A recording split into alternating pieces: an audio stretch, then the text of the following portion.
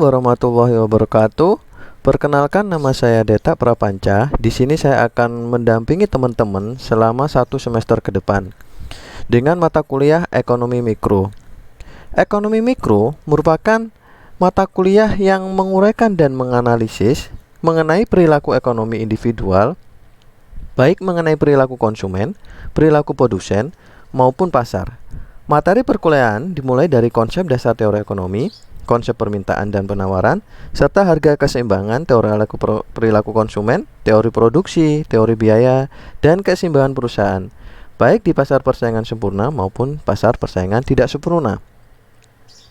Tujuan mata kuliah: selesai mengikuti mata kuliah ini, mahasiswa diharapkan mampu mengidentifikasi perilaku ekonomi secara individual, menganalisis perilaku ekonomi secara individual, menjelaskan proses terjadinya harga keseimbangan atau harga pasar, menerapkan perilaku ekonomi bagi dirinya dalam kehidupan sehari-hari, baik sebagai konsumen maupun sebagai produsen, menganalisis keseimbangan perusahaan baik di pasar persaingan sempurna maupun pasar persaingan tidak sempurna.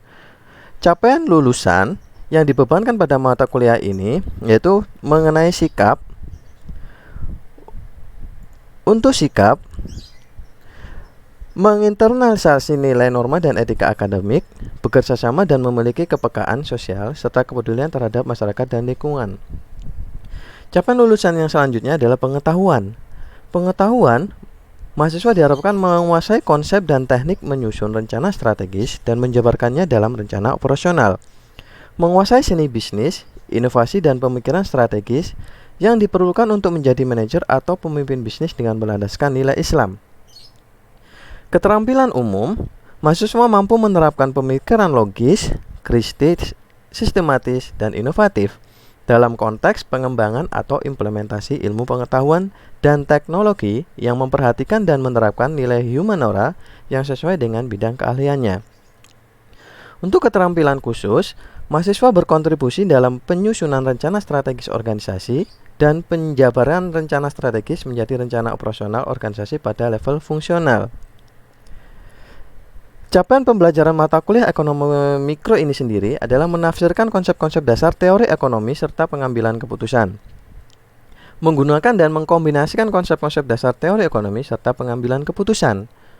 Untuk daftar pustaka ekonomi mikro, di sini ada bukunya Sarnowo, Henry dan Sunyoto, pengantar ilmu ekonomi mikro, ada Ida Nuraini, pengantar ekonomi mikro, mengenai aspek penilaian, komponen nilai, presensi absensi 12,5%, keaktifan mahasiswa 12,5%, tugas 25%, middle test 25%, ujian akhir 25%. Jadi total sebesar 100%.